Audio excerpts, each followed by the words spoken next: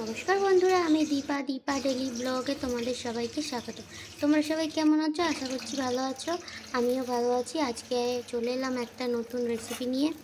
ডাঁটা, আলু, পটল আর পোস্ত দিয়ে একটা তরকারি করব, সেটাই তোমাদের সাথে শেয়ার করব। দেখো, ওইদিকে কাঁচা লঙ্কা আর পোস্ত ভিজিয়ে রেখে দেওয়া হয়েছিল, আর এদিকে পটলটা তো তখন ভেজে নেওয়া হচ্ছে।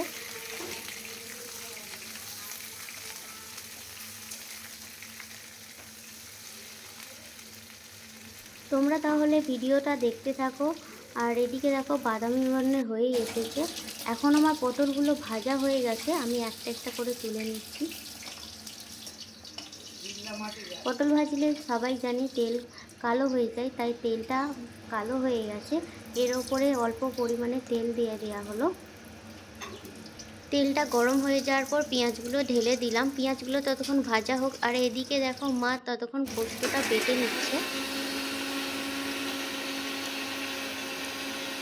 পোস্তটা দেখো কত সুন্দর বাটা হয়েছে, আর পেঁয়াজটা দেখো বাদামি বর্ণের হয়ে এসেছে। এর ওপরে তুলে দিলাম ডাঁটা, আলুটা ভালো করে ভেজে নেব।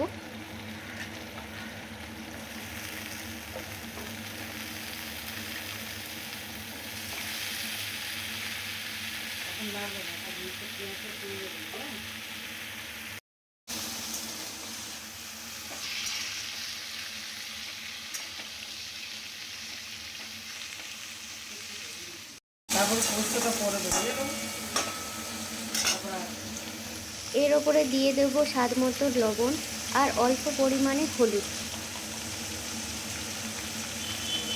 পোস্ততে বেশি হলুদ দেওয়া যাবে না, কারণ পোস্ত সাদা, তাই সাদা সাদা একটু রাখতে হবে। তাই অল্প একটুখানি হলুদ আর জল দিয়ে আলু আর ডাঁটাটা সেদ্ধ করতে বসিয়ে দিলাম।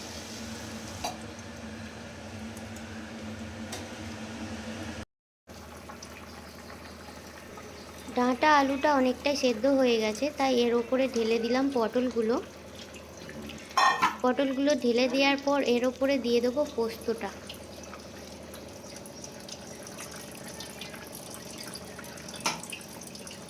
বেটে রাখা পোস্তটা দেখো ঢেলে দিলাম।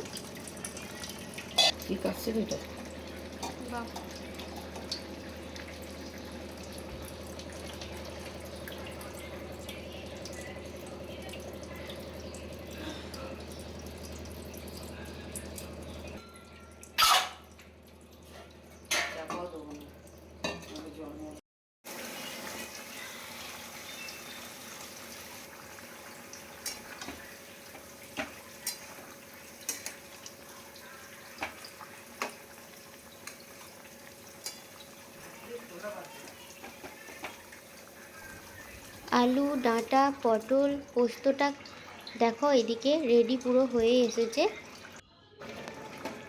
সেদ্ধ হয়ে গেছে সব। আলুটাও সেদ্ধ হয়ে গেছে, ডাঁটাও সেদ্ধ হয়ে গেছে, আর পটল তো সেদ্ধ হয়েই ছিল, ভেজে নিয়েছে তখনই সেদ্ধ হয়ে গেছে। এখন দেখো পুরো সম্পূর্ণ রেডি হয়ে গেছে তরকারিটা।